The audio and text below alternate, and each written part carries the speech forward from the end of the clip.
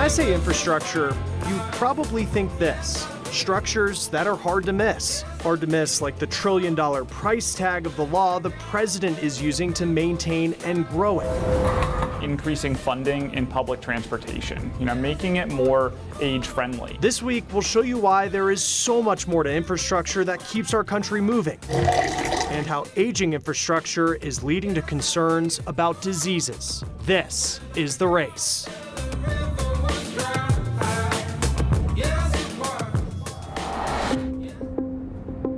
When you live in a place like La Crosse, Wisconsin, heat in the wintertime is non-negotiable. You have to have it, but it's also really expensive, especially this year. We're taking a look at some of the efforts to help people, especially those who are low income, be able to afford a warm home.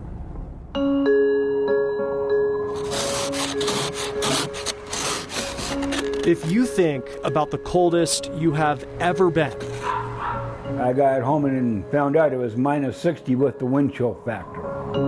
you too might describe it like Randy Blankenship did. What's that feel like? Feels like you're dead.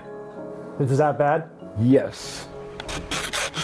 He's faced his fair share of Midwestern winters, and staying warm is hard to afford as someone who works for $15 an hour. I know with my electric bill, I was paying $300 during the winter. By the time I get done paying everything, I got maybe 80 bucks to my name. A month, that's it. That's it.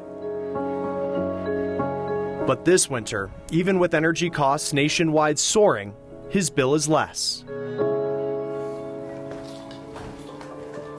Right now I have it set at 72 degrees in here. Feels nice. It does.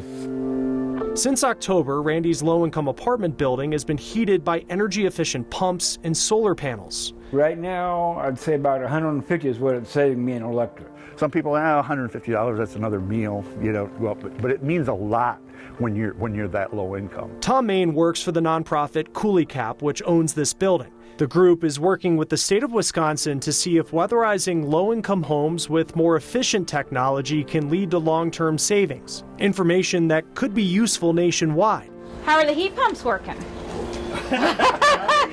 Coolie Cap CEO Hetty Brown expects it to save the state's energy assistance program $34,000 over a decade. This is a smarter way to use our tax dollars. This is a smarter way to ensure that people can be living in a sustainable manner. While warmth on our coldest days and cool air on our hottest are essential, access to the right temperature isn't always equal. There's certainly energy assistance programs, but the long-term solution is really to provide different options for them and increase their efficiencies inside their home so that their money can go even farther. I drove to Milwaukee to meet with Linnea Katz-Pettit. Allison is our operations manager. Absolutely. My second in command. Her nonprofit weatherizes people's homes for free. The city has more than double the national average of homes built before 1940. Many of her clients are older homeowners who can't afford the upgrades needed to efficiently heat their homes. You can see homelessness. You can see someone who is standing in line for a food bank or trying to get some assistance for their family. What I think most of our homeowners are dealing with is very private and behind a lot of doors. More than $3 billion of the bipartisan infrastructure law is going to weatherizing homes nationwide. For people that work their tail ends off and can't get ahead because how high the electric bills are. Those in charge of the pilot program Randy is part of hope people like him will save $1,000 a year on energy. Money to help make ends meet in the tough times of today and potentially give him an exit from the annual cycle of not knowing if a safe temperature at home is something he can afford.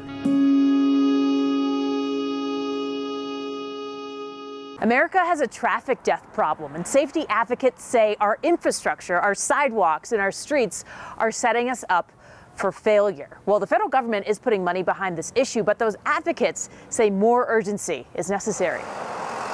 The shame that comes from drivers when you're ripping through, and not only are you facing an environment that's hostile and harmful and unsafe and life-threatening and impossible for a lot of people, but then you're shamed and honked at. Jonathan Stalls invited me on a walk the other day. Aside from the company, nothing about it was pleasant. We walked to a couple of bus stops along a major arterial route in his city of Denver. You see that the sidewalk just ends right into the dirt. Bus stops where you had to trudge on messy dirt-covered paths on the side of the busy road to get to. Footprints and tire tracks in dirt and snow show that many people call this their commute. They're moving so fast, and you have engineering that has long been centering high-speed car traffic as the priority. Jonathan became an advocate for safer streets after he walked across the entire country.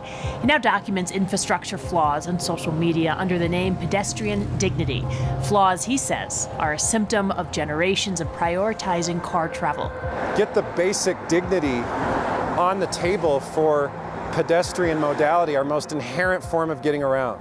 The Governor's Highway Safety Association says pedestrian traffic deaths have been rising steadily since 2010, increasing faster than all other kinds of traffic deaths, last year being a record breaker.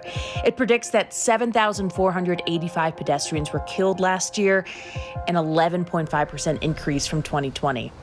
City streets were designed primarily to move cars, to move as many cars as fast as possible. Jill Locantori is the executive director of Denver Street Partnerships.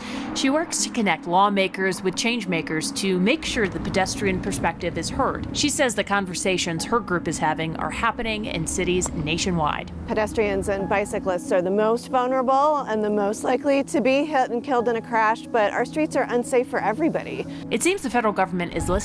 At the end of October, the U.S. Department of Transportation released a set of guidelines on how to create safer streets for pedestrians, hoping cities will use some of the $9 billion allocated from the infrastructure bill to improving streets with pedestrians and cyclists in mind. While the money is there, it is up to local and state governments to decide on how to spend it. This is not a pipe dream. We know how to prevent traffic fatalities. It's just a matter of having the political will to do that.